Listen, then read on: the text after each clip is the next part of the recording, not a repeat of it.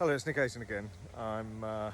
As you can see, I'm still in Zug, and the last couple of conversations we've been talking about, the attraction of being here in Zug and the reason why it is a centre of blockchain, but also a centre of technology generally, and why companies come here. The last conversation I expressed a bit more concern around NFTs and how they're structured. On this conversation, what I'd like to do is delve into Bitcoin, because I'm concerned. I mean, we've seen the recent volatility, and of course Bitcoin is fixed supply, so you're always going to get volatility. We've looked at the Musk effect on the ability to shift a market significantly. They get in, they get out, and what have you. But let's talk about the underlying concerns. So you may have thought about, and you probably haven't thought about actually, but you may have actually heard about mining.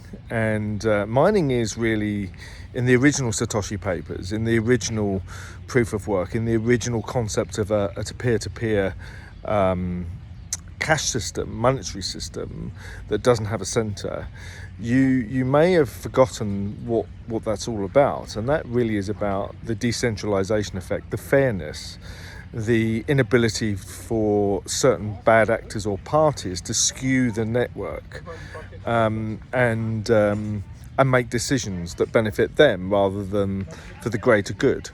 So let's just explore a little bit about the concerns. Number one, a centralization of hashing power still exists.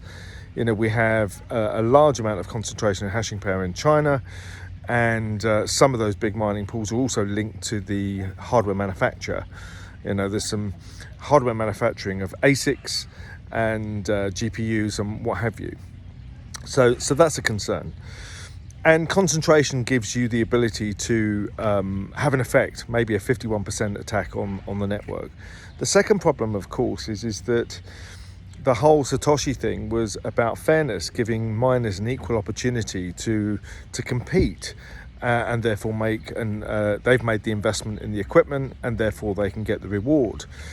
But increasingly, the whole thing is distorted and skewed towards the people with the biggest pockets. The people can afford to buy, the latest ASIC miners, the latest big equipment, and therefore they get that sort of significant advantage.